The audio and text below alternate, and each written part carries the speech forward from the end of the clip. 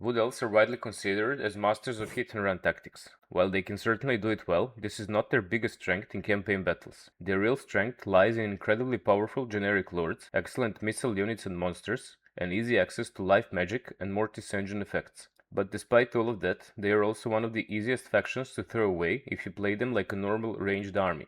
So in this guide, I'll explain how Wood Elves actually win battles, what their biggest strengths and weaknesses are, which army comps work best throughout the campaign, and how every legendary lord changes the way you build your armies. Wood Elves are a hybrid faction built around two different rosters. Traditional Elves provide speed, mobility, and exceptional missile firepower. Forest Spirits are slower, but much more durable thanks to their high health pools and physical resistance. Ancient Treeman Lords tie both together. After only a few levels, they become powerful enough to carry battles almost by themselves, making them arguably the strongest generic lord option in this game. Wood Elves also excel in forests. Their melee units fight there without penalties, while their magic regenerates faster. However, their archers can still hit the trees, so your melee units usually want to fight inside the forest, while your missile units shoot at the targets on the open ground. Wood Elves use two distinct playstyles, and the first revolves around forest spirits. Those units prefer fighting in the forest and letting the enemy come to them. Even without forming a melee blob, they perform better in forest where they suffer no melee penalties. Keeping your units close together also allows them to benefit from area buffs from lords and heroes. Another reason to keep formations tight is Murderer's Spites, a unique trait available to ancient treemen and branch raids. It creates a Mortis engine effect, dealing constant damage to nearby enemies. Compact formations also make it easier to heal multiple units with the Lore of Life spells and to land Dwellers Below on more enemies at once. The same blob can also act as the anvil for flanking strikes from your cavalry or even better infantry. The second playstyle revolves around missile infantry and cavalry.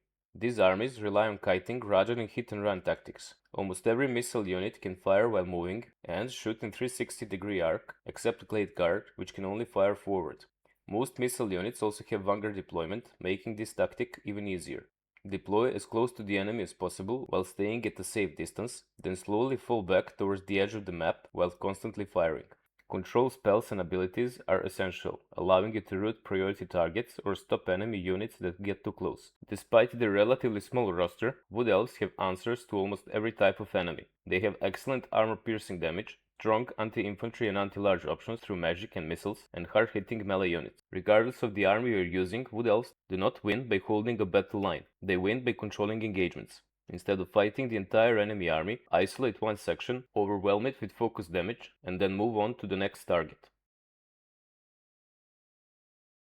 Wood Elves have 4 key strengths that help them win campaign battles. First are the Treeman Ancient Lords. They can duel most legendary lords, tank enormous amounts of damage, and carry battles on their own. As they get levels, they can even become one-man doomstocks. The second major advantage is life magic. Wood Elves have incredibly easy access to it, and Lore of Life spells perfectly complement almost everything in their roster. Healing expensive monsters and heroes drastically increases their value, while Dwellers Below remain one of the strongest offensive spells in the game. Another defining strength are their archers. Unlike many factions that only have one strong archer unit, Wood Elves have excellent range units throughout the entire campaign. Late game monsters are another huge advantage. Treemen and Forest Dragons scale extremely well into the late game, especially when supported by life magic. Wood Elves are one of the most micro-intensive factions in the game, as most of their units constantly have to move throughout the battle. You will reposition missile units, manage monsters, abilities and magic, cycle your faster melee units, and pick targets to attack. And this never stops. The Wood Elf cavalry is extremely fragile. They are usable, but if they fail to break their target on the charge, they will die quickly. Wood Elves also completely lack artillery. This makes siege battles, especially during the early game, considerably more annoying than for many other factions. This changes once you start recruiting treemen and dragons, but in early game you will often need to rely on careful positioning, magic, or simply waiting until stronger units become available. In the early campaign, heavily armored enemies with shields are usually Wood Elves' biggest nemesis. Chaos Warriors are probably the best example. They combine high armor and shielded infantry, making your early Glade Guard and Dryad significantly less effective. Greenskins can create similar problems thanks to their numbers and shields. The same is true for Vampire Counts, Norska, and Skaven to a lesser extent. Norscan and Skaven infantry is numerous and usually shielded, while vampires can bring huge numbers of cheap bodies, which are worth way less than your arrows. These factions can often overwhelm ranged armies simply through numbers, and this is especially true for wood elves as they have less models per unit. Less arrows mean less arrows per volley, which can lead to not enough DPS to stop advancing threats. These weaknesses become much less severe later in the campaign as your armies transition toward monsters, elite archers, and stronger spellcasters. Instead, new threats appear depending on the type of the army you are using. If you run monster-heavy armies, gunpowder factions become your biggest concern, especially if they also have flaming attacks like Chaos Dwarfs. Life magic helps, but you still want to eliminate enemy gunpowder units as fast as possible. On the other hand, if you are relying on elite archers, swarm armies with shields remain the biggest challenge. The best solution in such scenario is simply magic. Because of that, Wood Elves rewards adapting your army to the enemies you're actually fighting.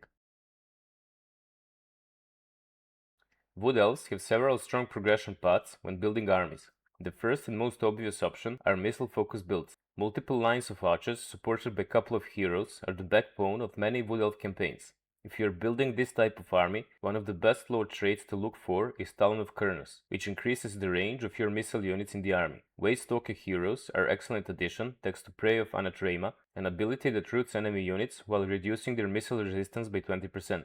Front line is usually not necessary except with Clay Guard. Technically a tier 0 unit, they are still among the best early game archers in the game. However, they cannot fire in 360 radius, so they play like every other archer. You can use Eternal Guard if you need anti-large, or Trick-in if you prefer durable holding line. The downside is huge risk of friendly fire. Deepfoot Scouts become your first true skirmishing army option. They can fire in any direction while moving, allowing them to kite enemies, but their biggest weakness is lack of armor piercing.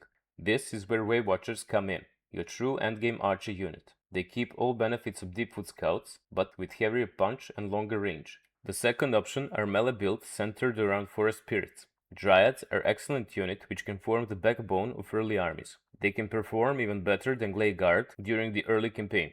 As the campaign progresses, you can opt out for Trick-in or wait until you get access to Treeman. For the support and flanking strikes, you can choose cavalry like Wild Riders or even Great Stag Knights. But you have way better option in one of the most underrated units in the roster, Wildwood Rangers. Their armor-piercing damage, anti-infantry and special buff, Guardians of the Wild, makes them effective against most targets, while Stalk and Vanguard deployment open up many tactical possibilities. If you prefer melee-focused armies, Bladesinger stacks are another excellent option. They are not strongest Doomstack in the game, but for a tier 3 unit, they can become surprisingly durable with stacked resistances while still hitting above their weight. The one true hit-and-run option available to every Wood Elf faction are Sisters of the Thorn, which are even better with Ariel in the army. With her buffs, they can form a very effective force centered around fast and hard-hitting strikes, combining missile attacks with isolated melee charges. Still, it's one of most micro-intensive options. The strongest late-game comps are built around Treemen, while Dragons are another option. While Treemen provide better staying power, Dragons rely on mobility and even more anti-infantry through breath attacks. Every Wood Elf legendary lord pushes your armies in a different direction. Orion mainly buffs cavalry and can make decent use of them. However, you're not forced into such gameplay, and you can safely ignore most of those bonuses and continue building standard armies. His biggest strengths actually come from campaign mechanics rather than battlefield buffs, and his faction can field an enormous number of cheap or even free armies. Both Durthu and Drycha focus on forest spirits. However, unlike Drycha, Durthu isn't forced into that playstyle. He can very well support Wood Elf archers and act as an unkillable front line himself, but Drycha heavily rewards Forest Spirits armies, which also come with Frenzy under her faction, while actively discouraging Elven units. Her unique Beast units can provide nice support to Dryads in the early game. Her faction also comes with two interesting offices. One can create the strongest Stream and Doomstack in the game, as it further boosts their melee defense. The other one will provide all Trick-in in the army with Stalk, which can completely change how you play Forest Spirits. Both Durthu and Drycha are also excellent spellcasters, focusing on Beast and Shadow magic respectively.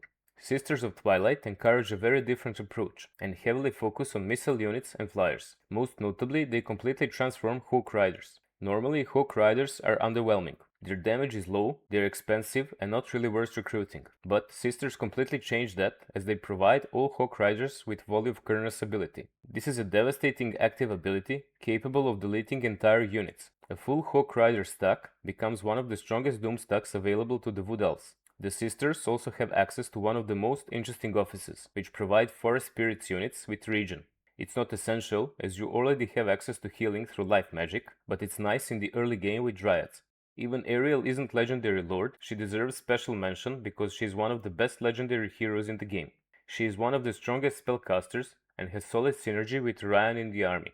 The Guardian ability Orion gets can benefit stacking heroes in the army. In battles, Wood Elves are one of the highest skill cap factions. They hit hard, but they also punish mistakes way more than most races. If you utilize all their advantages, they become one of the strongest factions in campaign battles, with plenty of army options. And the key is understanding when each unit shines and building armies that complement your legendary lord. So yeah,